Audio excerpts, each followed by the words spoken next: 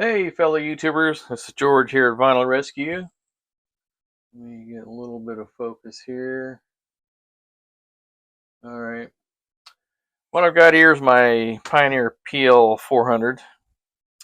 Doing a little bit of work on it yesterday, a little bit of servicing, and then mainly because I took it apart to show where the speed switch is and where to put some deox on it for a viewer of mine all the way from North Carolina. He was trying to service his up a little bit, having some issues with it. So I'm going to go ahead and start a different refurb on this. I want to sell this eventually, but if I can't fix some issues, then I'm just going to have to keep it. But I figured I would go through some detailed issues on this thing uh, because putting the top plinth back together, if you read the instructions, which I'll show here, it shows you to put this spring on this rib here. Now, I've been doing it wrong because it shows exactly where to put it, because where I've been putting it, it puts a small V angle on it, and you've got to be able to get this lever here to go in between the spring and the plastic part here. That's what starts it on the when you push the start button. But what I have been failing to do, and maybe you can see it here, I'll try to point it out, is right here you got the metal spring here. It doesn't go around on this side of the rib. There's this little fin here. You put it where it's recessed in the corner of the pin and the rib. So that way, instead of having like this, it's out. You got a nice big V, and that way the lever here, the pin that goes up between the spring and the other part of there, will move it back and forth. I hope that makes sense. I'll try to show it on the inside when I get this opened up. So what I have here is I've already got the feed off. I've been fighting with this thing a little bit because now when I push the start cut button, nothing happens.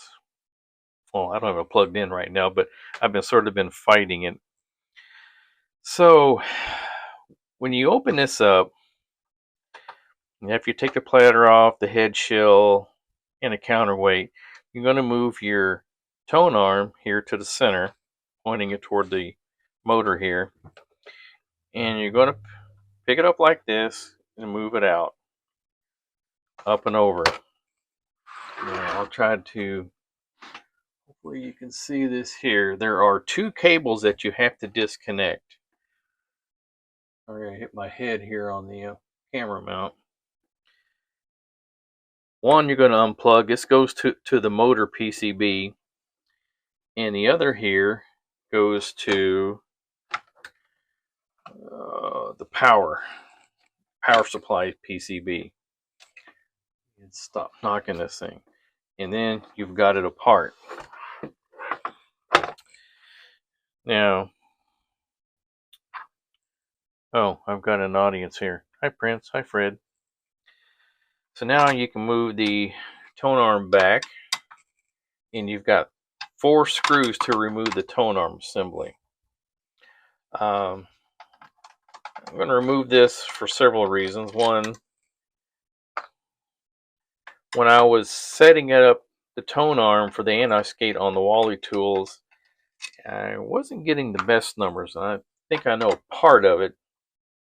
I had to remove the tone arm wires that I had from here to my RCA jacks and the ground post I have on the back of the plinth. I previously refurbed this and modded it with all that, but some of the numbers weren't going too well, and I tried playing it last night and I gave up or this morning. Right channel wasn't playing. So I'm suspecting it might be a little dirty here on the socket den on the end of the tone arm.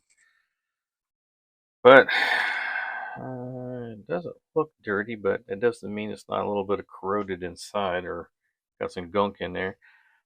Other thing I'm going to do is I'm going to service the tone arm piston here.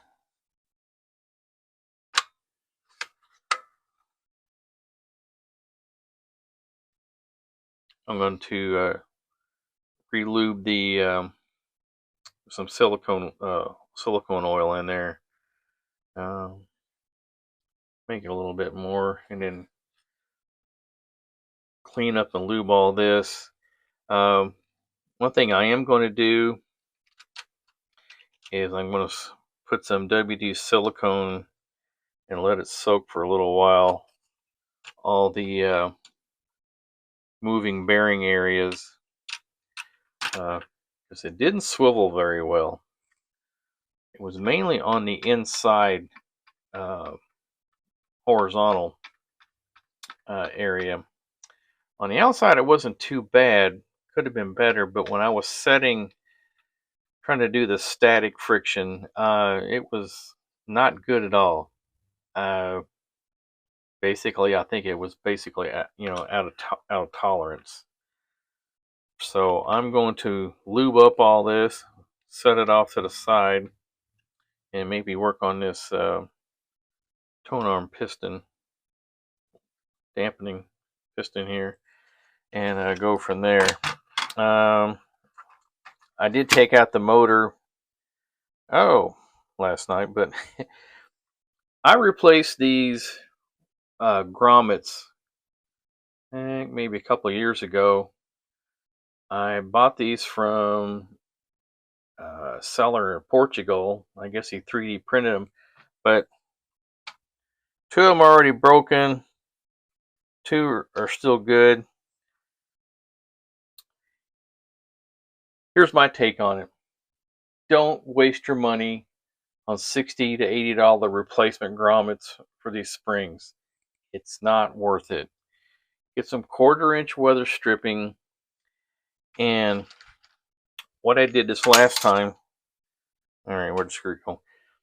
Is in my previous video, I showed where I cut around. What I did was I cut a hole out and I fit it down over this top part, and it fit in much better. And then I just trimmed off where you can't see it too much. But this is what holds it up, so that way your platter doesn't scrape on this part here, because it was sunk down too far over here where it needs to be raised up to either be level or just slightly above. And mine had just like about barely maybe a 16th above this part of the plinth, which was a lot better. So, but yeah, don't waste your money on those grommets. Just get some kind of either some big fat O-rings that you can fit over here. All right, or get some nice cushion. At least a good 1/4 inch will work. That's what I have. This is 1/4 inch weather stripping, and for me, it's worked out really well. So there's that one. What did I do with the other one? Oh, here it is. So anyway, that's all 4. I did take apart the motor. It wasn't dirty, but it was dry. And I had never taken it apart before because I didn't know how to at the time. Now I do. There's just 3 screws holding it down.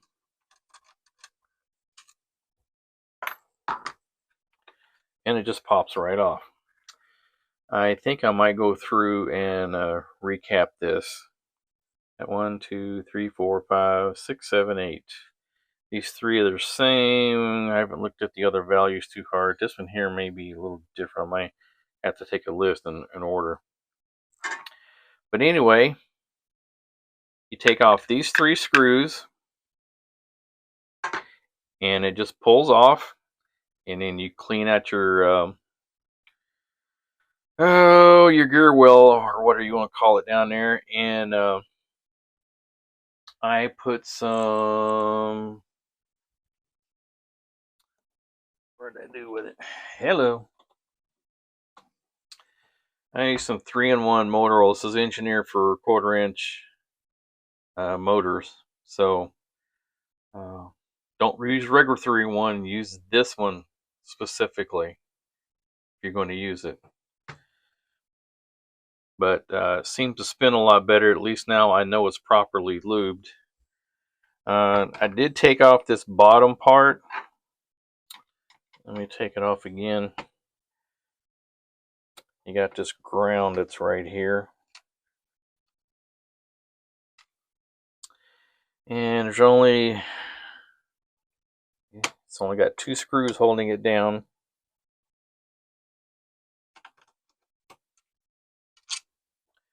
They're a little bit shorter. I use this egg tray. That way I keep as different size screws, and I'll keep them in the order to take them out, so I know which ones to put back in.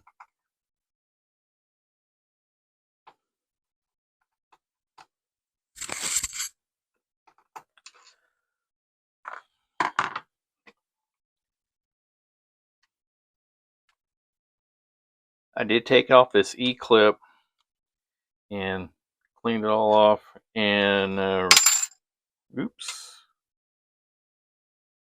maybe this is why I'm not getting a start. Okay, I'll have to look into that. Cleaned all this out, re-lubed it with some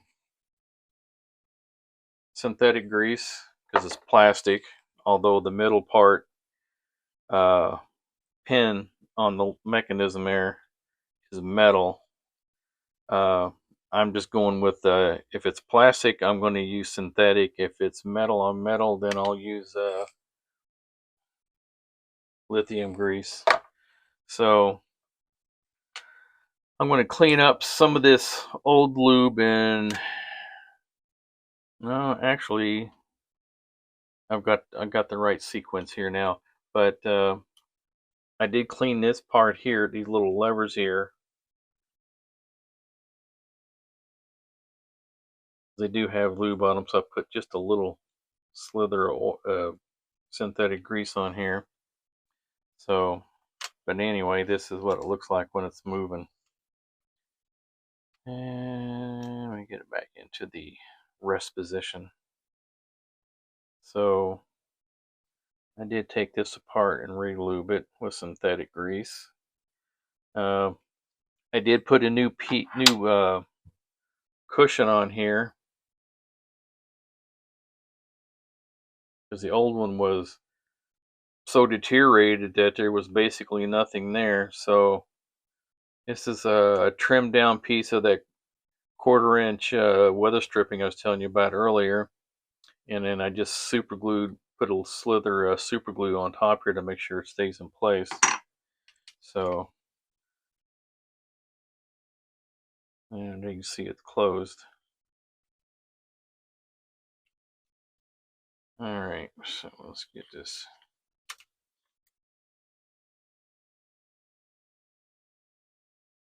back into the rest position.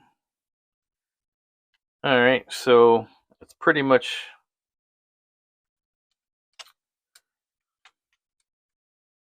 getting a little bit of a hang up here.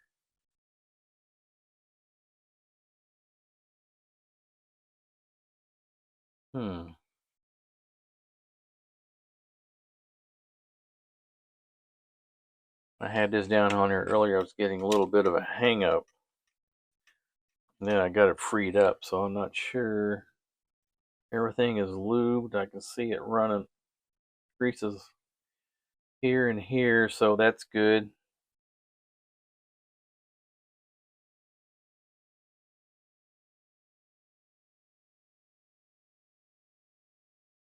All right, let's run it through the motion here and see what we see here.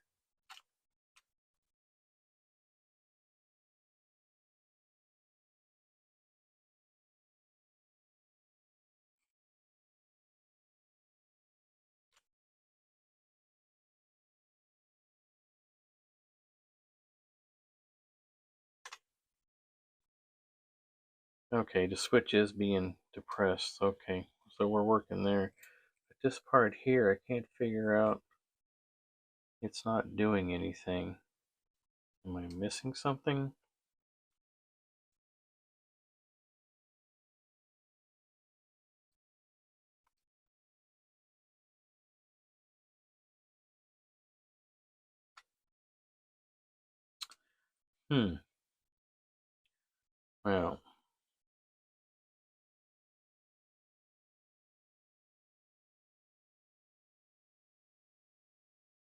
Well, I'm not going to bore you with my pondering, but that's how you take all that apart. Uh, Now, when you're putting this back together, this attachment point right here, there is a little, not sure what you would call it, but it's a pin. It goes in the bottom plate here next to the screw. And you have to make sure it's aligned up because it aligns up where your other screws go into.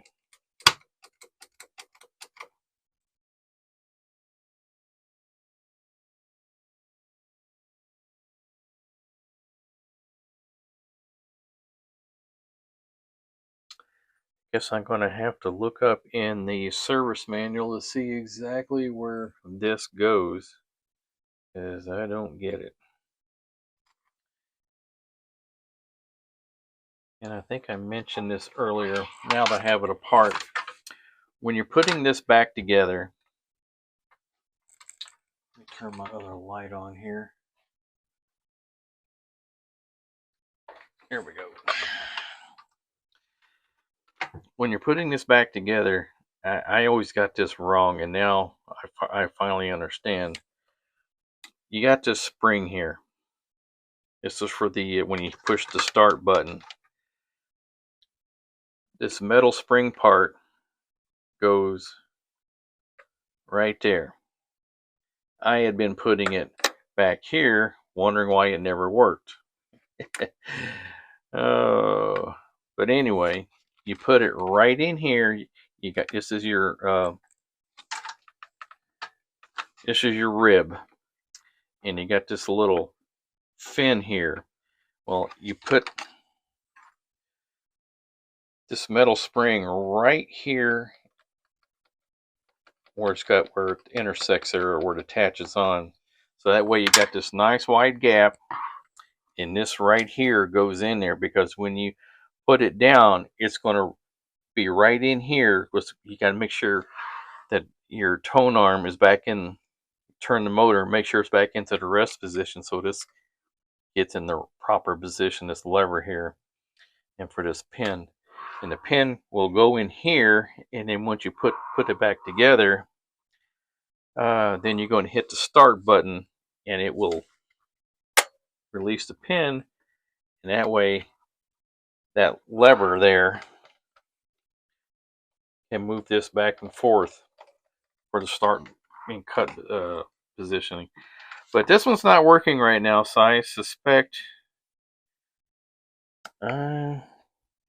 I may just go for a total cap job, because maybe something has went haywire here. I have no idea at this point. So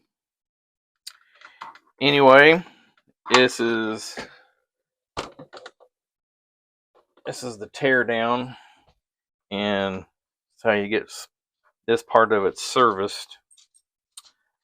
Okay, finally figured out something. I just put the motor back in place. I'll show you here. Maybe you saw it. Let me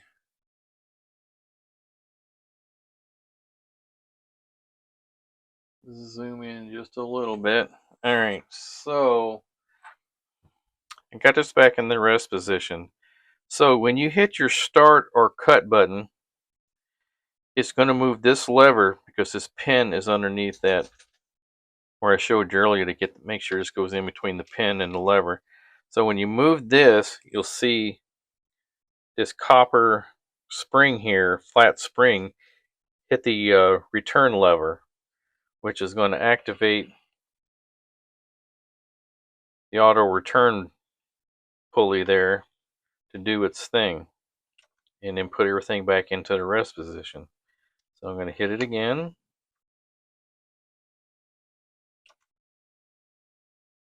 Voila, that's it. Okay, that's figured out now. I just got this piece here. I can't figure out what it goes to yet. So I have to crack open the manual here and figure out where it goes. Well, as I dig further into this PL-400 from Pioneer, decided to open the back up because I got away from completing it. The switch mechanism here for the let's get this out here, for the start stop or start cut, the repeat, and the size selector. Just ordered a new replacement on eBay. The size selector, it broke off.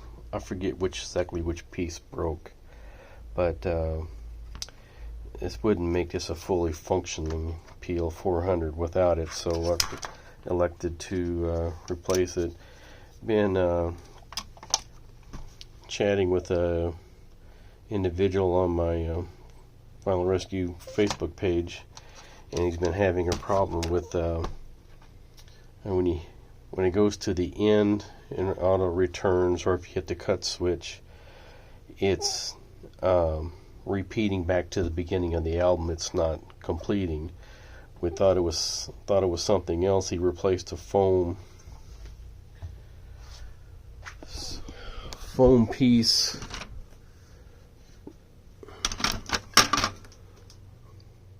right there, but that didn't fix it either. So we're thinking maybe this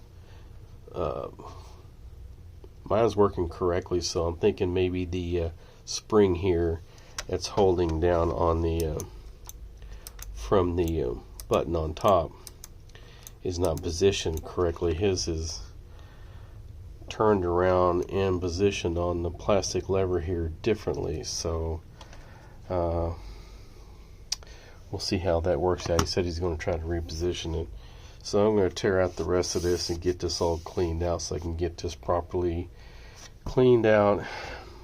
Wait for the part. Should be in here Tuesday next week. Today's Friday, February 27th. So I can get the rest of this all cleaned up, get the sight glass and mirror cleaned out inside and out. It's got some fingerprints on the inside or something. Just needs to be cleaned out. So I'm going to work on that and get the rest of the switches all polished up, because I think I might have a potential buyer for this once I get it wrapped up. And I've got to redo the tone-on wires. I'm going to use some tone-on wires I would normally use for tone arms and connect it from here to the PCB on the tone arm assembly. So get all that done, and I did polish off the dust cover, looking much better, except for the gouges from where people leave the power cord laying on top and it gets burnt in or whatever into the cover, and it's left deep gouges in. I mean, it's polished up, it looks much better, but I can't get the gouges out. That's been however it was done. So, but anyway, that's where we're at on this right now. So I'm gonna get this all cleaned up, and everything else, get this all taken off, cleaned up, and polished up, so I can make this a legitimate item for sale here in the near future. Alright, got all the nameplates here, the sight glass for the strobe, the mirror, and as you can see, it's fairly dirty in there, so it needed to all come apart anyway. So just a little update on this right now. Hey, I got the plates put back in. Got this all cleaned up and shiny for the strobe. Got this switch and the button back in. They're all polished up. Just got to wait for the size selector switch and this whole new assembly to come in, put this back together. That'll be next week. And then we can start putting this thing back together. That mystery part from earlier that I couldn't figure out where it went, that little cover, it gets attached to the back part here with a screw. It goes to the ground. It goes right there. So it's not really covering anything, but maybe just shielding something. Yeah, right above here would be the tone arm wires for the PCB. That's right there. So it would be shielding the wires from the positioning there. So that's where that goes. Just thought I would add that in. Alright, on the motor, just remove the motor out of here. You take off the 3 screws holding us on. And here's where you get the spindle that goes into the motor bearing well, I guess you would call it. And we're going to use some 3-in-1 oil here. And I think I've already serviced this, but I just went back and redid it anyway, just so I can show it on video. Just 3 small screws, and then we'll put this back in. I've got to remove the white lithium grease off anything that's on the plastic. Rule of thumb I have learned here recently that I've been doing my last couple of refurbs: metal on metal, white lithium grease is fine. If it's metal on plastic, you're going to want to use synthetic grease. This super lube can be gotten off of Amazon pretty easily.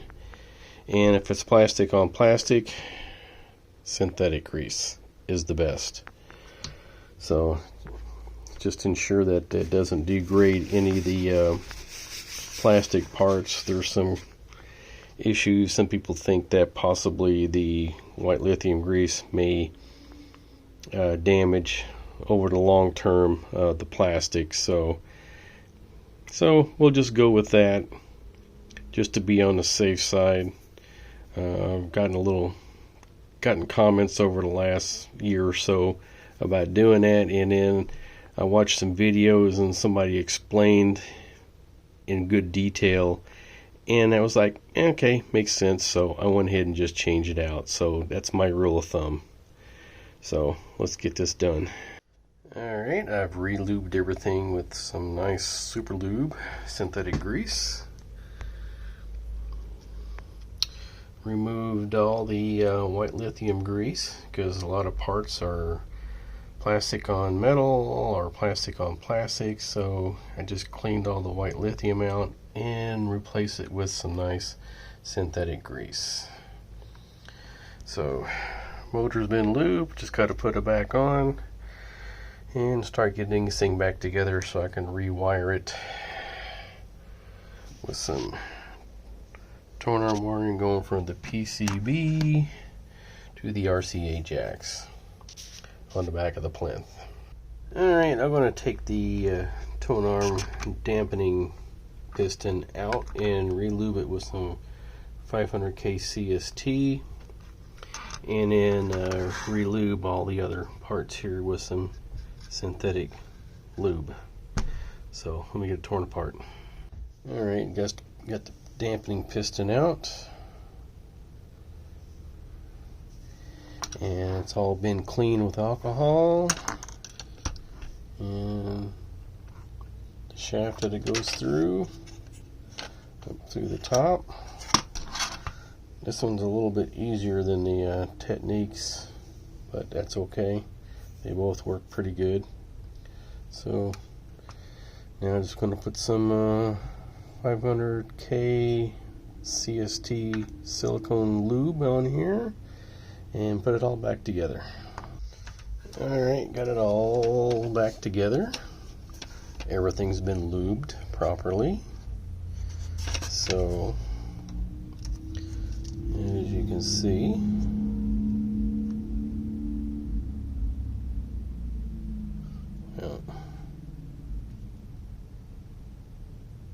goes down nice and slow now. So, alright, got that done. I think I'll get the wires soldered on here next, so that way I can get this put back on. Alright, I've got the wires soldered on to the PCB. These are all going to go out to the RCA jacks and the ground post on the back of the plinth. So let me get this all positioned and I'll get those soldered in and we'll get this thing put back together. Alright, got all the tone arm wiring soldered in, ground wire soldered in. Now, I'm not going to put this back together temporarily because I'm waiting on replacement for this switch assembly here.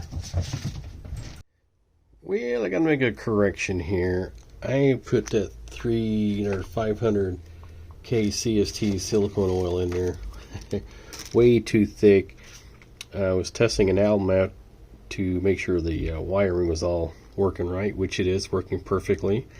And when it picked up, it skated across the surface of the album because the 500K is too thick. So I'm going to redo it and put some 250K in. This will be just do fine. For some reason or other, I keep having to redo this with either belt drives or Pioneers, but Techniques work just fine with the 500K. So we're going to redo this all over again. Alright, I got the auto return for the queuing damper fixed with the 250K CST silicone lube. So I'm gonna watch it pick up and go across instead of skating across the album. Yep. See, the problem on the Pioneers is they barely pick up and they go skating across here. On Techniques, they pick up and then they come across instead of just coming across so fast. So anyway, this has been fixed. Alright, I got the switch assembly here. This is for the power stop cut and the repeat. And this is the record size selector. The original piece I have, as you can see what's missing here, it's this piece here. The other one, the inside piece here that rides on the channel here on this bracket, they broke off. I tried fixing it and unsuccessful. So we now have a fully functional record size selector here now. So I'll just have this for anything else that I might need it for. But anyway, got it all cleaned up. Gonna put some synthetic grease here on the moving parts as needed. Need to hit some contact cleaner on the switch here. Keep it free and moving. And then put it all back together and give it a test. Alright, here we go. Okay, to wrap up this video for the second refurbishment on this Pioneer PL-400, it's a fully automatic turntable. The turntable has been sold. The owner wanted a cartridge the same as his neighbor, which is a friend of mine. We were stationed together at Mountain Home Air Force Base in Idaho back in the early 80s. And I did a turntable for him a couple of years ago, the SLD 202 from Techniques. And he really likes the Sumiko Pearl that I recommended to him because I had bought one and I really enjoy it. So I got this thing working in perfect order. In the video, it shows that I used a 1/4" foam for the auto return lever inside. I actually had to reduce that down in half because what was ended up having is that the tone arm wouldn't return to the full rest position, which is here. So it was causing other issues. So I resolved that, and with the new size selector switch inside, everything's working perfectly. So we're just going to do a quick little demo on this. Play a little bit of Phenomena. This is their debut LP.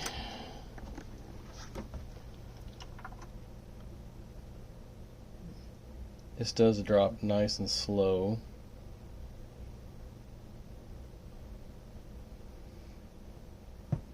To prevent skipping.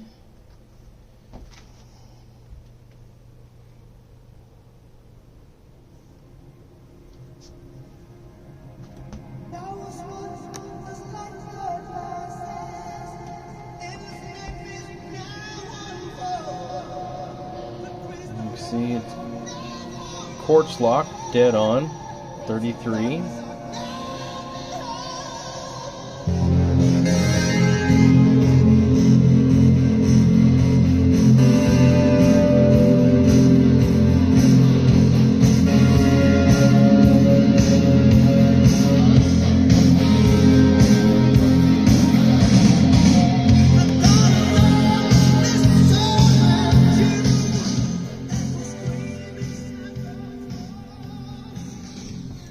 So I just wanted to show a wrap up on this full video here.